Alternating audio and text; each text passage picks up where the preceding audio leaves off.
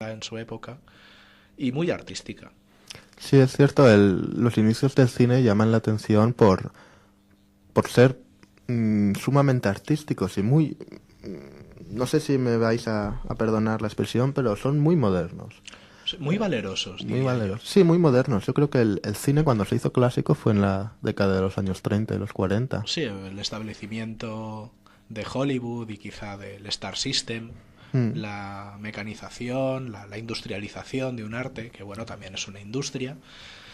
Pero bueno, pienso que estos pioneros, estos locos del cine, fueron los que realmente sentaron las bases de un arte completo.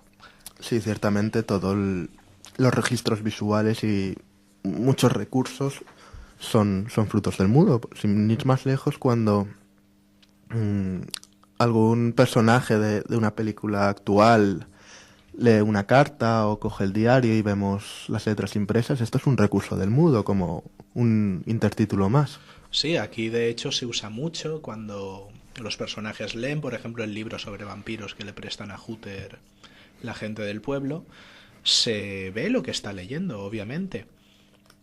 Sí, también los mudos, para no abusar de tantos intertítulos, que bueno, son los letreritos que ponían entre escena y escena para explicar la acción o los diálogos de los personajes, pues eh, dan pistas sobre el paso del tiempo, sobre las elipsis temporales y recursos que ahora tenemos tan metidos en la cabeza o vemos tan normales y que no nos extraña al verlos en una película como por ejemplo la caída de las hojas de un árbol para simular que es el otoño y pasan las estaciones o cómo florecen Sí, o las o hojas de un campos, calendario. sí, o para simular el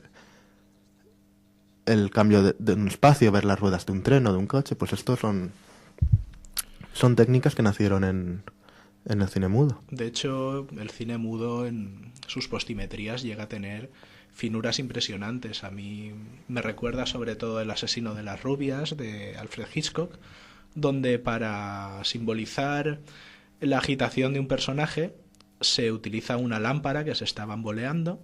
Se utilizaron dos techos, uno de cristal y uno normal, y poco a poco, gracias a un encadenado, el techo normal va dejando paso al de cristal y vemos los pies de la persona yendo de un lado a otro y haciendo que esta lámpara se moviese. Es un recurso para expresar angustia que a mí me sobrecogió. Esto ya no se hace porque no hay necesidad, se puede oír el ruido de los pasos, pero el resultado es el mismo y me pareció elegantísimo. El mismo incluso mejor, porque al ser más visual quizás sea más directo, pero bueno, este recurso quizá lo inventara Man Ray en uno de sus films experimentales, no recuerdo bien si es en Entreacto, creo que no, creo que es en Estrella de Mar, pero bueno, en algunos de los films dadaístas que hizo, en el que vemos una bailarina bailando sobre un suelo de cristal y él es un plano, bueno, un contrapicado cenital, en que vemos los pies de la bailarina.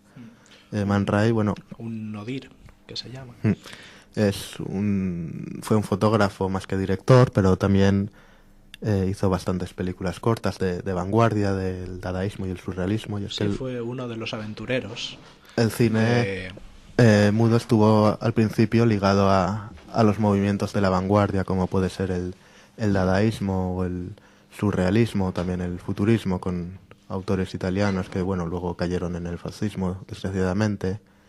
Y más adelante eh, llegamos al expresionismo, como estamos comentando. Vamos a escuchar, si queréis, el segundo bloque de músicas y luego leeremos el poema para despedirnos. Bueno, ¿qué os han parecido este último bloque de canciones estupendas? Hemos oído Llorando de Angelo Badalamenti, del film de David Lynch, increíble y súper surrealista, Mulholland Drive. Y después el tema principal de Halloween de John Carpenter, una película de terror escalofriante que aún conserva todo su misterio y de la cual se han hecho infinidad de secuelas. Y bueno, hasta aquí el programa de hoy. Recordar que tenéis el foro a vuestra disposición, www.cinemaparadiso.creatuforo.com. Y bueno, la película de la semana que viene será nuestra primera película musical, The Wall, adaptando el famoso disco homónimo de los Pink Floyd. Esperemos que os guste y bueno, como siempre, nos despedimos con un poema. Adelante, compañero.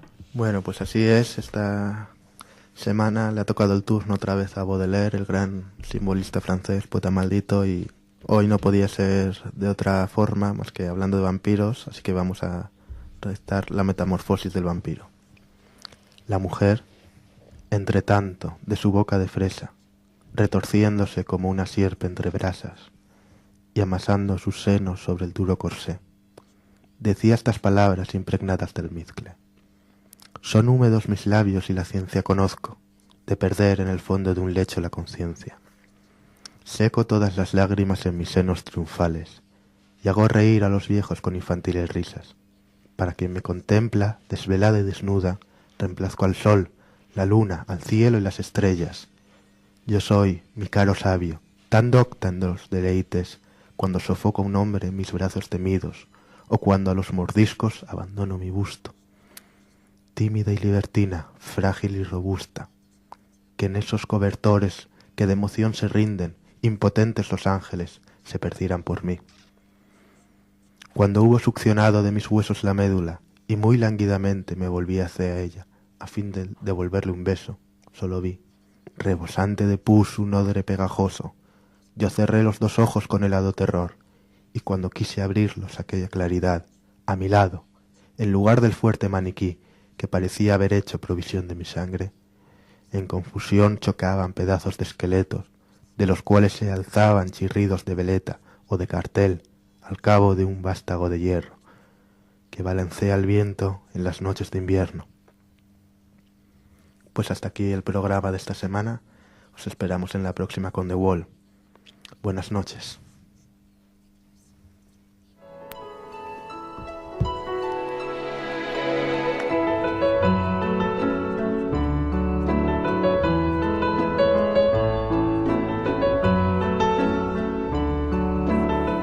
Cinema Paradiso, los viernes de 12 a 1 de la noche en Radio Clara, con Dídac Jimeno y Ernesto Jimeno.